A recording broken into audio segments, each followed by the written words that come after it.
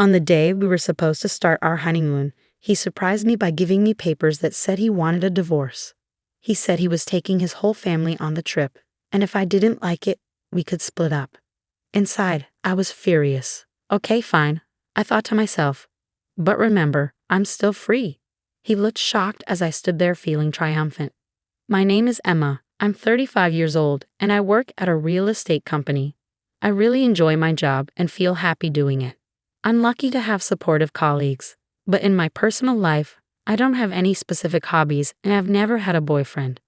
I felt a secret worry growing inside me. All my friends were getting married by the time they hit 30, one after the other. I was one of the few left who was still single. Plus, my younger colleagues were leaving our company one after another, and it hurt every time. Then, I met Brian through a friend's introduction. He was 2 years younger than me and had a smile that made me feel warm and protective.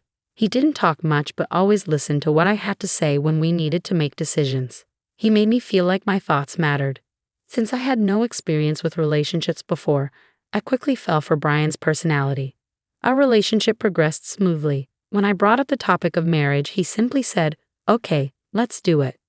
Marriage involves making lots of decisions: the wedding, the honeymoon, finding a new home to live in together. It's a huge event in a person's life, so I wanted us to decide things together. But no matter what decision we faced, Ryan always let me take the lead.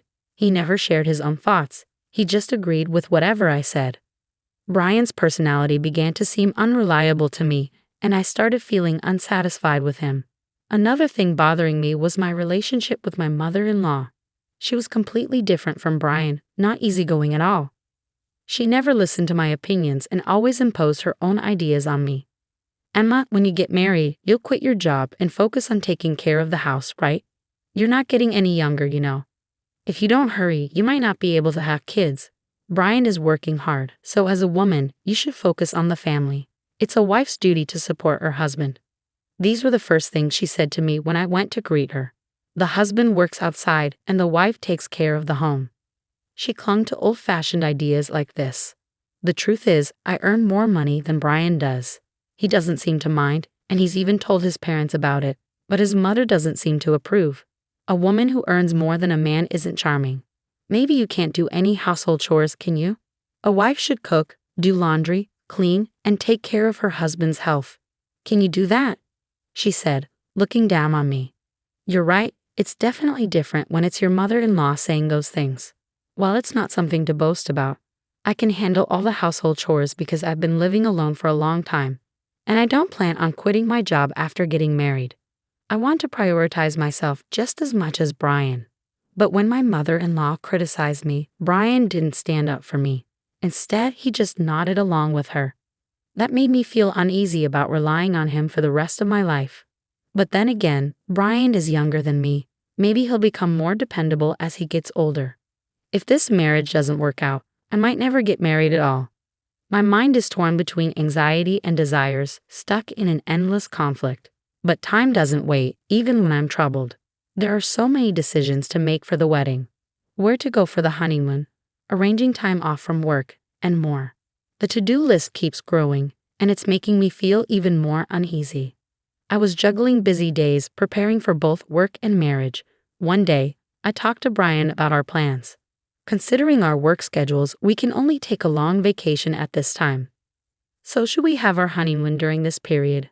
I asked. Yeah, that sounds good to me, Brian replied.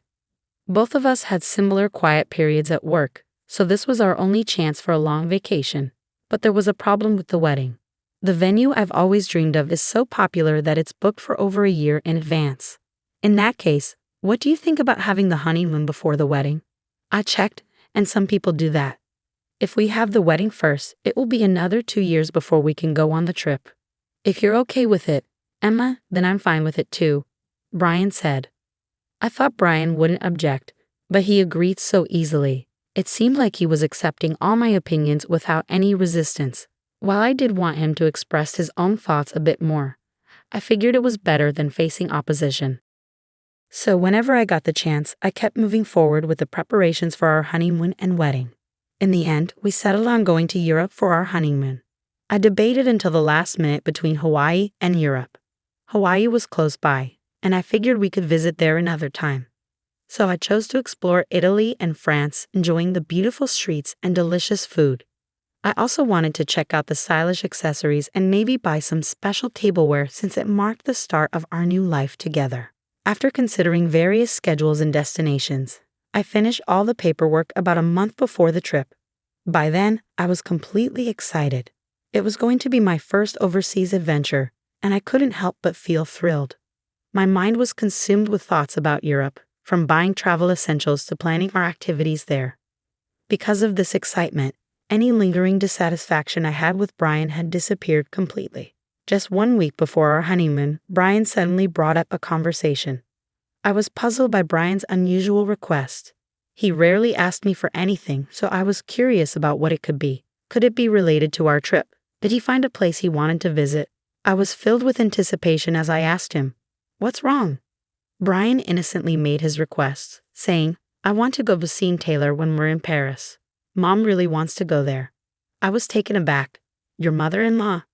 "Wait, what do you mean?"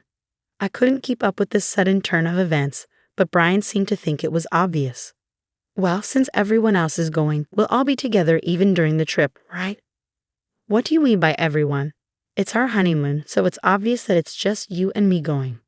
"But my mom thinks it's normal for the whole family to go," Brian explained. "First of all, I only made reservations for 2 people. You and me, Brian. The deadline for booking was 7 days ago.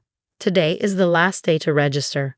Whether we go together or not, I only booked for 2 people, so it was impossible for the whole family to join. If you ask the travel agency, they might be able to sort something out," Brian suggested.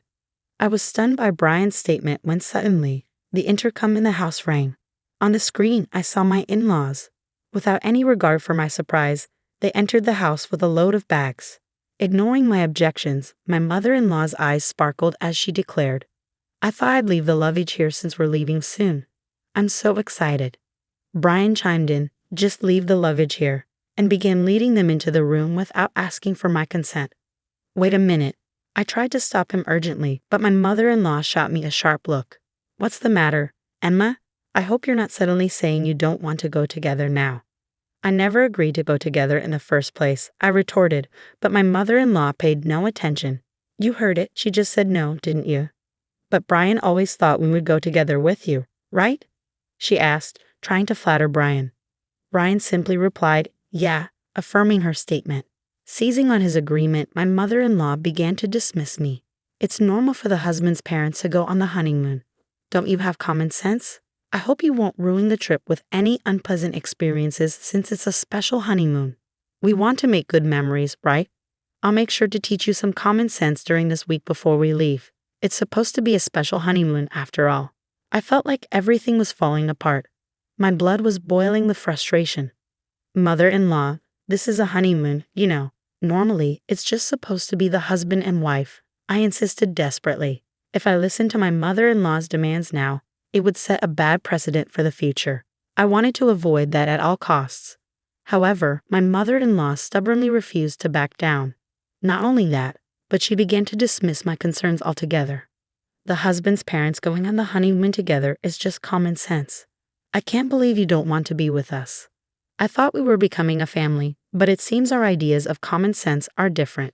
You don't seem to like me, and nothing seems to match." "How sad," she said, lowering her eyebrows in a fake manner. Her words, "how sad," seemed to have a hidden smirk behind them. I was convinced she was deliberately trying to trap me. That's how sure I was. Even Brian, without questioning, started blaming me based on my mother-in-law's words. "Emma, what's wrong with you? They're my parents. It's okay for us to go on the honeymoon together, right?" "It's not possible. We've already booked reservations for 2 people. Plus, I've never heard of families joining a honeymoon trip," I declared. Brian shouted angrily, as if looking for a fight. "I never realized you disliked my parents so much, Emma. That's enough, just leave for today," Brian said, looking at me as if he couldn't believe what he was seeing. As he spoke, a wicked smile spread across my mother-in-law's face. Why does he always take his mother's side without even considering his spouse's opinion, especially at a time like this? I wished he would support my views. Before I could react to his words, I found myself pushed out to the entrance. Just before the door closed, I caught a glimpse of my mother-in-law's smug expression. Left outside, I felt powerless. Why am I being portrayed as the bad guy? Why does everything, even this special trip, have to be ruined? Frustration and sadness consumed me, and tears began to flow. A few hours later, I received a message from Brian. I want you to see if it's still possible for them to join the tour. If not, we'll cancel this trip and find a tour where all four of us can go. Please think rationally. If you reconsider, we can sort it out properly. I don't believe I'm in the wrong. It seems like there's no reason for you to apologize or respond. Brian hasn't contacted you since his last message, and it's likely he's upset too. Time passed, and the day of your honeymoon departure finally arrived. Despite feeling unable to enjoy it in your current state, you had spent a month preparing for this trip, so you couldn't refuse. As you were getting ready to leave, the intercom rang, and it was Brian coming to pick you up. You hadn't seen each other since the incident, so you didn't know how to act around him. His arrival indicated that he still intended to go on the trip, but strangely, he didn't have any luggage with him. Instead, he handed you divorce papers. After hurting my parents, you still planned to go on this trip, didn't you? He accused. I'm taking my whole family on this honeymoon. If you don't like it, let's get a divorce. My mom said it would be better that way, he added, thrusting the papers in front of you. In that moment, you finally saw his true colors. You had thought he would listen to you and prioritize your feelings, that he was a kind person. But it turned out he didn't have his own opinions, and he put his family before you.